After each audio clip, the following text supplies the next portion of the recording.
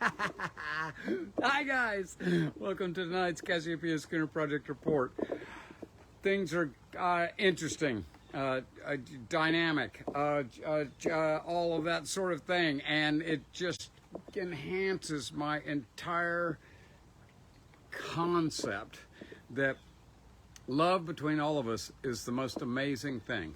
Understanding, spreading that, passing that on, in fact, all the way into the universe. And so that's why I hold my hand up like this, because I'm sending love, the love that I have for you, the love that I have for everything that's going on, the love that I have for all of those beautiful mangroves over there. All of that stuff is being sent into the universe, and I believe that there is an incredible amount of energy coming back to this tiny little planet from the universe, because they understand that we are on the cusp of big changes and a new revolution towards using that power to do all kinds of amazing things in the human experience.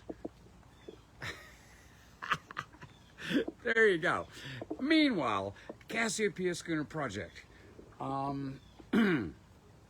So I showed you this line over here. That's one of the many lines that I tried to clean up today, because there is a new thing. And so we also, here's huge gratitude to good old Sean, because if you look at what that is called a roller furler. That is a Furlex roller furler. Now, it has a tiny little kink right there where I've wrapped up the thingy-wingy that goes up and down. But other than that, look at that.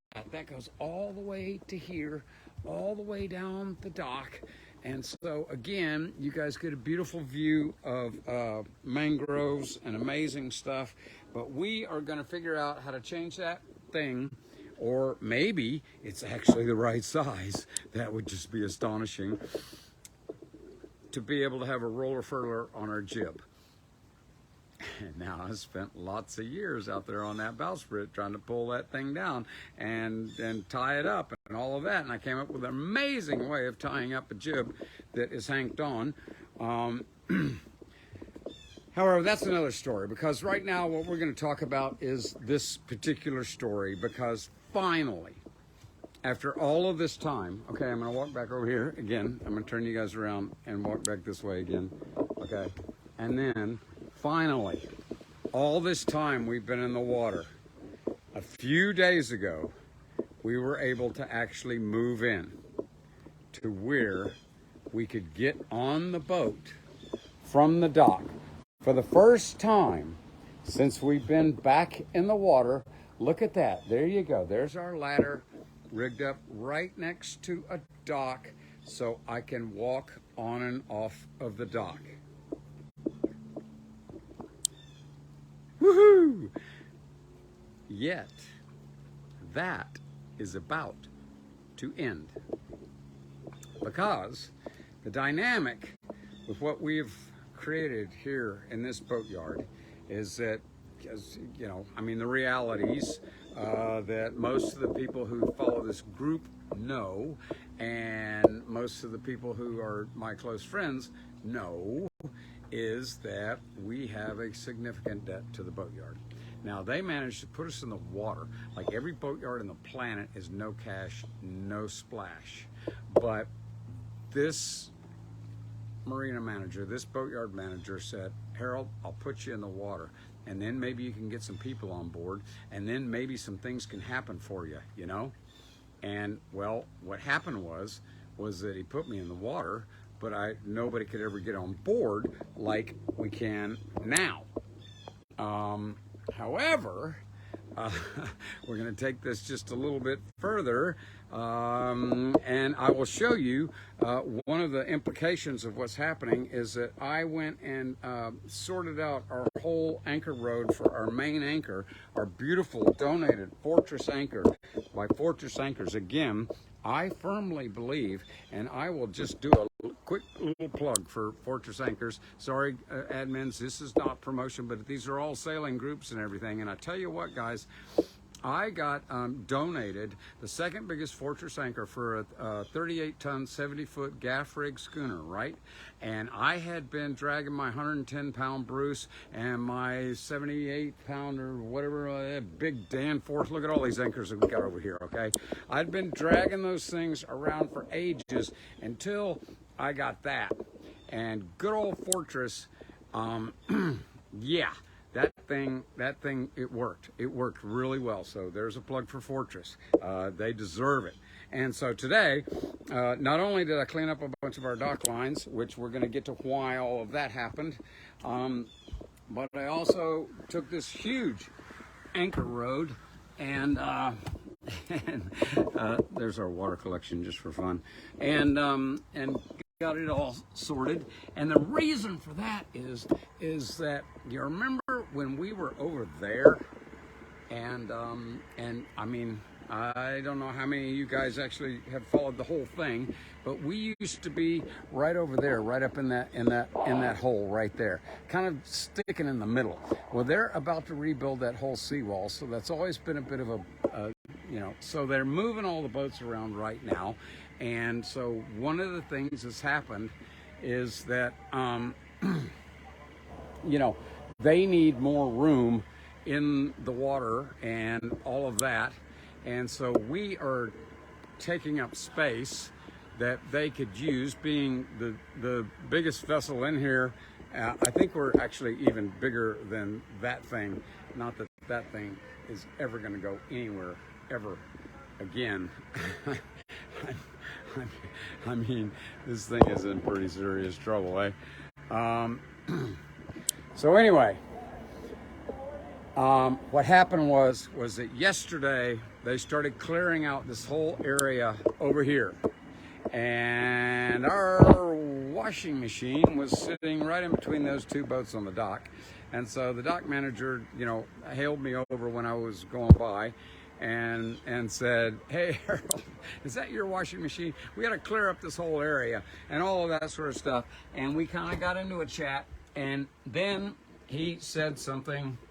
Now then, a couple of weeks ago, he had hinted that there was a possibility that we could go ahead and get the boat working and try and resolve our debt with him. And that meant that he would release us from, the chains of the boatyard and all of that sort of stuff. Well, that dynamic has now actually changed to the point of him not saying, "Oh, by the way, it would be okay if you moved on." Now he's actually said, "Please move on. Please get out on the hook. But don't leave this area without paying me." But so, there's a lot of opinions about folks and everything as everything goes, this is going to be an odd sort of nationalistic thing, which I'm not very nationalistic or anything anymore, but I'm from Texas. And I was raised in a certain way in the 50s in Texas. And one of the things in Texas is when you look a man in the eye and you shake his hand, there doesn't need to be any legal agreement or any, sorry, that is a final contract as far as, my entire persona is built around.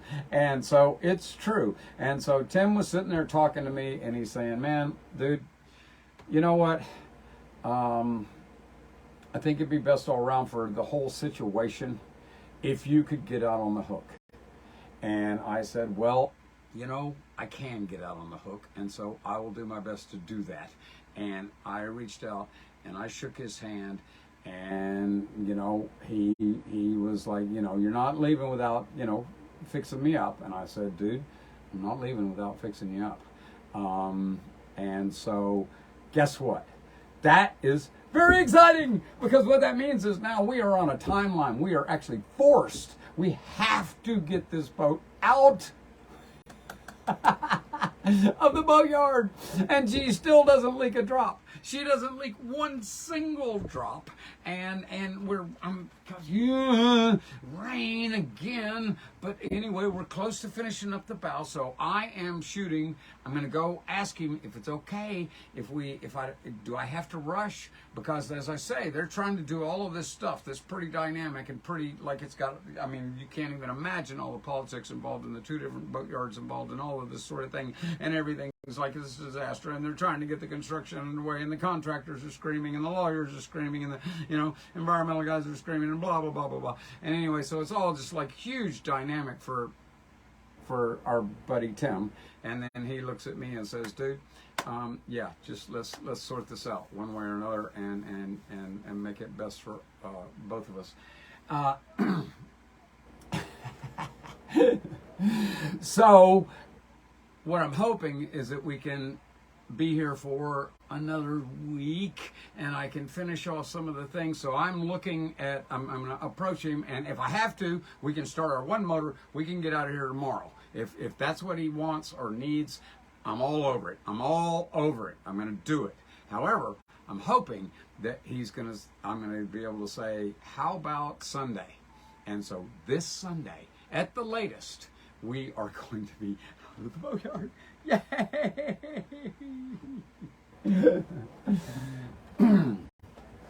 So there you go. The progress report had to do with, oh gosh, the last time I cleaned lines like that was in Fiji, when I would leave the boat for 6 months and come back, and all the lines would be barnacle covered, and you had to set them out on the dock and scrape them and everything. And I thought I was getting heat stroke, but in fact I was getting dengue.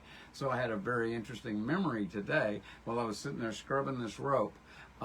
Get all the green and gooey stuff off of it and all of that sort of thing. And I remembered that the last time this happened, I spent the next quite some time being incredibly ill.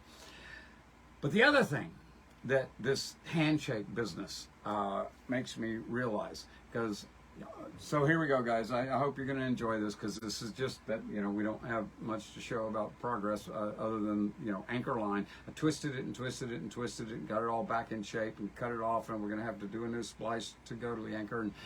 And so this handshake thing, in our world,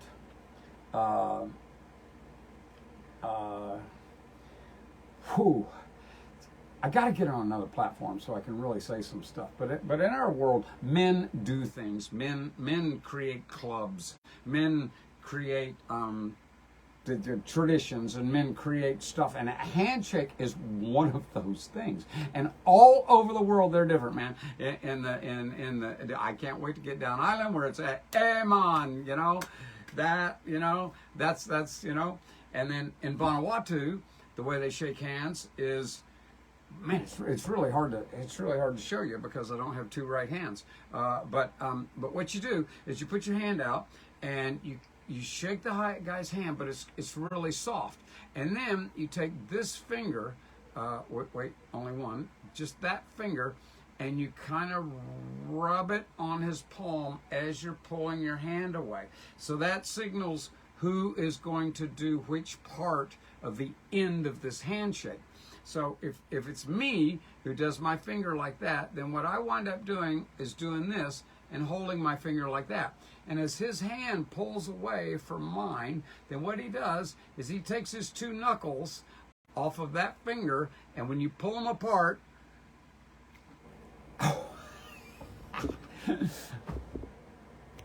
oh, you can't even hear it, can you? Oh, well, anyway, it makes this snap. You make this really great snap, and those guys, it goes pop. I mean, it's like, that's as bad as trying to blow the conch horn these days. So that's a Vanuatu handshake. And so when I got to Polynesia, I had been in the West Indies forever. Amon, that one. And then I get to Polynesia, and I reach out and shake this guy's hand, and they're big dudes. They're big. Their hands are big. They're like bears, you know. And so I put my hand out and I start shaking this guy's hand, and I'm shaking his hand like a good Texan, you know, kind of firm handshake, you know, like good, you know, Texas handshake, and we're talking, and he's not letting go. He just holds on. I mean, now we're like holding hands, and this goes on for like minutes. Like minutes seems like a very long time when you're used to a Texas handshake, which is boom, shake, shake, shake, shake, shake. Yeah, okay, now let's get on with our conversation. No, this dude's standing there holding my hand. And I'm like, I can't hear a word he's saying because I'm completely freaked out by the fact that this guy is standing there, you know, big smile, happy dude, you know, and I'm trying to just kind of and I learned. And so the whole time I was in Tonga and the whole time I was in French Polynesia, especially in the Marquesas, they, you know, really, that was just that. And in fact, I have even done it. I have even taken that conversation and realized that we're going to walk down the street, and it just changes. And you walk down the street holding the hand of a man. It's not any kind of LBG, anything like that. It's just they allow men to have a human touch with each other. Now, God, when I was a kid, when I was at university, there was all these fraternities. They all had these secret handshakes, you know, secret handshake.